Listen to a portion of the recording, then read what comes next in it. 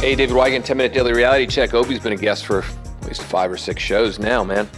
Hopefully you're enjoying him. Hopefully you're not sick of him yet. If you're sick of me, you're not going to lose me as the host of the show.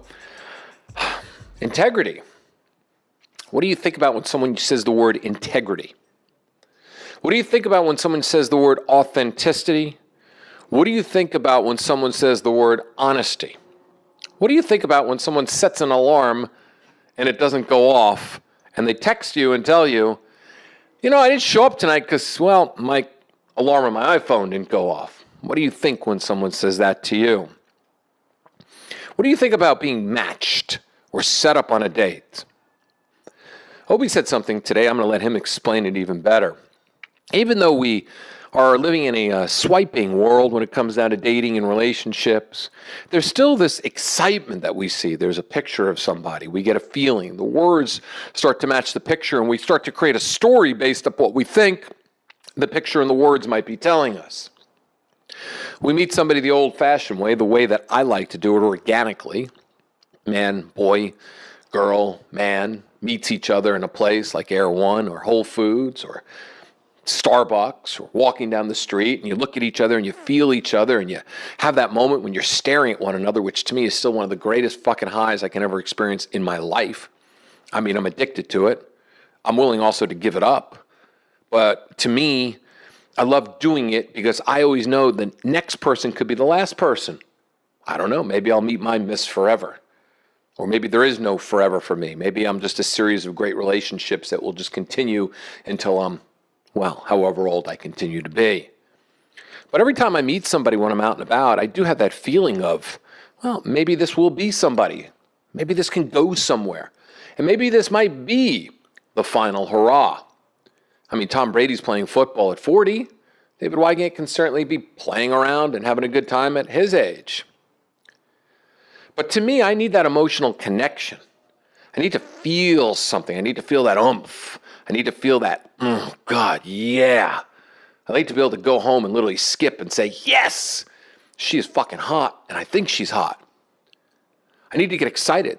There's somebody else sometimes I'll see on Bumble, and I'll literally think to myself, I want her to email me first, text me first, however they do in Bumble. You know what? 95% of the time she does. And then I'm literally like, boom. The minute she texts me back, I'm like, boom, I'm on it. After a couple of texts, I'm like, you know what? I want to meet you. I want to go out with you. I'm not afraid to put it out there like that because there's something that I need to have in order as a man to pursue, because I love pursuing. You might as well call me Mr. Pursuit because I'm really good at it. Probably one of the best that I know. Obi's really good at it too. But something happened here that he needs to explain. And it's going to make you think a little bit. It's going to make you think about certain perspectives. And maybe it might change the way you date. Because, a lot of the shows aren't even about dating. Because dating I talk about too much. It's about life and about new reality. Maybe this will change your reality a little bit. Put you on the spot, man. Yeah, man, you did put me on the spot. So I was set up on a date. No. By a matchmaker. She set me up on a date with a woman. And I missed the date. I know, you sent me a text. I thought you were sending a text from the date. You were sending a text from the couch. Yeah, I came home 2.5 hours beforehand, and I was on the couch, and I was like trying to plan what I was going to do. I was like, should I go work out, maybe grab a snack, go work out and eat, then go take a shower? Because, you kind of go through the next few hours in your brain. 2-hour window. In your brain trying to figure it out. And then I started to feel tired as I was sitting there on the couch. And then I was like, okay, well, let me just set a timer and just take a quick nap. So that way I can be energized and alert and very just just whatever. I set a timer. And then I wake up. And when you wake up and you don't really know where you are, when you're just trying to orient yourself about what's happening and what's going on. And I'm looking around and I'm like, it's dark. Oh no. And it is getting dark earlier now. Yeah. And the date was 8, and it's starting to get darker on 7:20. Yeah, and so it was really dark, and I'm like, why am I on the couch? And then I'm just like, what is? And then it all kind of came into my brain at the same time, and I just felt super terrible. I just felt so bad. I was like, no, I was an hour. It was an hour past the time. It was started at 8, and it was 9 o'clock, and I was like, oh. And then look at my phone, and I see a text. She's like, oh, I'm sitting at the bar. You didn't tell me that. What do you mean? Oh, you didn't tell me she texted you and say she was sitting at the bar. Oh yeah. Oh no, God, my heart hurts right now. Yeah. And then and so then I had this moment, and I was like, okay, well, I'm responding. And I was like, like make an excuse about, oh, I was in traffic or this and that or blah, blah, blah or something, and I was like, no. No, we practice off. I was like, well, I just got to tell her exactly what happened. And so I just texted her exactly what happened. And she didn't respond. And then I called her, and it does like this weird not ringing type thing, and so I wasn't sure. Okay, maybe is my reception out? And so I called again. No, she side bumped you. Exactly. Yeah. And then the same thing happened again, and I was like, oh. Yeah, you were side bumped. And then I just felt terrible. I just feel terrible, like absolutely terrible. And then I don't know. It's a weird feeling though, because at the same time, I've never met her. Right? Like, because it was a setup thing, like I've never actually met her. And so I feel terrible for the act of not showing up and then leaving her hanging. But at the same time, there's this weird sense of disconnection because I don't even know who she is. Yeah, because like I talked about earlier, there's no emotional attachment, connection. There was no words exchanged, no pictures exchanged. We never talked. We never set up. And I'm not say that as like some kind of excuse for the action. I'm just saying, like, it was like this weird feeling. It felt like almost like an appointment. Like I missed an appointment, but then I missed an appointment with someone, with like a person, and then I feel really bad. But at the same time, it still also feels like an appointment. I don't know. Dates should feel exciting. There should be something going through you. The thing is, I think a lot of people don't realize is that the more you date, the more excited you should become. Because the more you date, the better you are. It's just like anything else.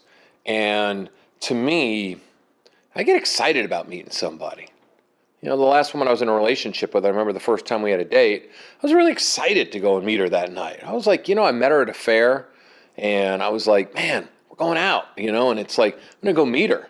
And it was great to sit opposite her and to feel her and to see her again, because I remember not seeing her the first time with glasses off. I didn't even know what color her eyes were, and I realized her eyes were beautiful. They were blue. They were gorgeous. And there's that oomph. There's that excitement. And that's like part of the human connection that I think is so missing now. We're searching outside ourselves to have a connection. Instead of actually connecting with people every single day, we're searching outside ourselves. Set me up. You must know somebody, right? And it's like, yeah, I know somebody. Everybody knows somebody. I can go set you up all day long. So I almost think on a very deeper level, I think if that was a date with somebody that you saw, even if it was Bumble or Tinder or somebody you met at Whole Foods, I think if you meet somebody organically, you're going to be, you're up there. I mean, there's no chance in hell. You would have fucking worked out. You would have felt energized. There's no way in the world you would have taken a nap because you were excited about it. You would, we didn't even sleep that much last night, right? And you still would have been excited. If it was a Bumble or Tinder, there would have been the story that was created, because that's what we do. We create a story. Oh, man, I hope she's as hot in person, but, man, she's so cool via text, and she said this, and the picture was great, and this phone conversation was great. I'm fucking excited to meet her, right? Yeah. But you're right. You had an appointment, and it's no different than, having a root canal. I mean, that's what it kind of feels like, or going to the proctologist. I mean, I really like dating, though. Like, I typically really enjoy going on dates. Like, it's just a fun experience to hang out with someone, even if it's not like a love connection, you learn. Yeah, it's always fun for me. I just still so it's not. I don't think of it as a root canal, even though it was an appointment. I still would have enjoyed it, even if I didn't like her, because you just You get to know someone on some level. I think that's why I feel so bad, because it's actually something that I really enjoy doing. Like, I miss something that I enjoy. Yeah, you were actually excited about it. Yeah. But then again, here's the problem with a blind date. We're visual. Yeah. We need something dancing in our brains. That's why a lot of men, and I disagree with this, the men that send the dick pics and stuff like that, thinking that, let me send a picture of my elephant nose to a woman. Right? I don't understand that at all. Let me send a picture of this elephant nose, okay, with the hair and the balls hanging down low, and then that hopefully response from a woman will elicit back a naked picture of her. That's why men are constantly always looking for pictures being sent, because they need to be so visually stimulated. They want to know what you look like. They want to know your head, your body, your butt, everything, right? Yeah. And I think and this is where it comes down to, it was a blind date. Yeah. She could be anybody. Yeah. And the problem is, okay, when a man gets set up on a blind date, immediately his story is, there's no way she's going to be hot. There's no way. No fucking way she's going to be hot. No way.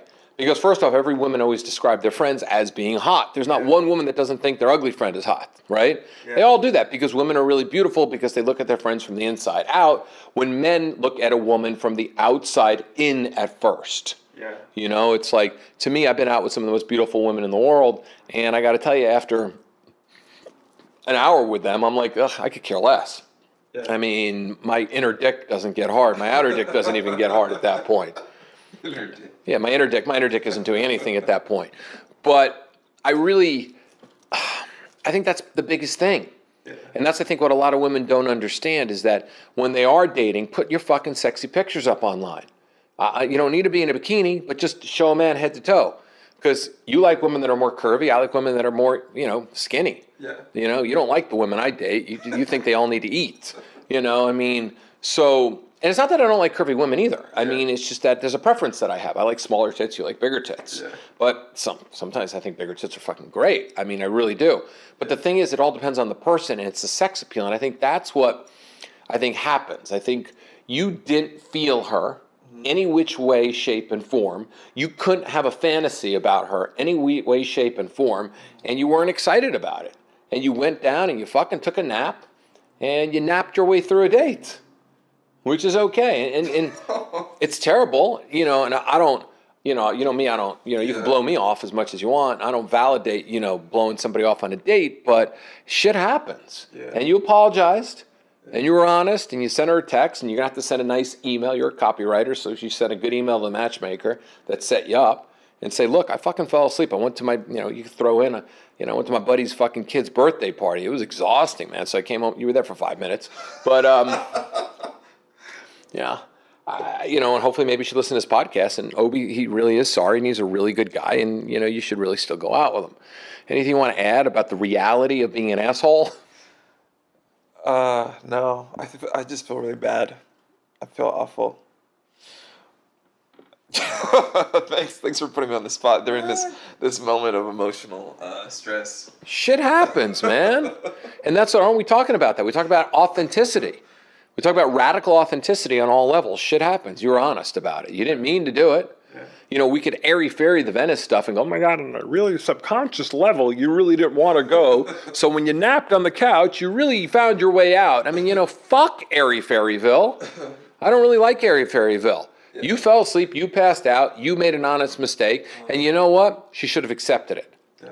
Because the thing is, we don't make honest mistakes. The problem is that in life, so many people burn people all the time. We're so conditioned as a dating culture to be burned. It's like being flaked and ghost, and we have all these fucking terms for it. So when an honest mistake actually happens, we don't buy it. Yeah, no. He's probably like, yeah, right. Right? We don't believe it. Oh, yeah, sure, he fell asleep. He was probably fucking performing cunnilingus on another girl, and he just remembered. It's just, that's what it is. And the thing is, if we were all just honest with one another, and that's today's reality, if we were all fucking honest with one another, we can have an honest mistake. But as we both know, sometimes with certain women, you do something one time that triggers off what was done to them 17 times before. You have just become the villain in her victim story. And men do the same exact thing. Anybody who does that. If someone did that to me and they texted that and go, I'm so sorry. Let me make it up to you. Let's go out again tomorrow night, blah, blah, blah. You know what I'm going to say? Cool. I'm fine. I'm not holding anything against anybody at all. You can't. I think she blocked me. She blocked you? Well, Did you turn green? No. On the new iPhone, it doesn't turn green if you both have iMessage. It'll it'll say delivered still. I looked it up. Are you sure? Because I got blocked a couple weeks ago, and I went from blue to green very, very quickly. Now she has no Mac. She was a PC person. Yeah. But I was blue the entire relationship, and then I went green. Just you have an iPhone? Green is the blocking color. Well, then that means blue is the color of love. That means she just ignored me then, I guess. She ignored the fuck out of me. I'd do one more tonight, and I really would say to her, hey, look, I'm an asshole. Yeah. But I'm not. I said, I'm truly sorry. I said, this was an honest mistake, and I feel terrible. Please, can I make it up to you? That's reality, man, today. Reality changes every single day. Live with it, deal with it, and be a fuck-up sometimes, because that's what reality is. Pass it, spread it along. 10-minute daily reality check every day.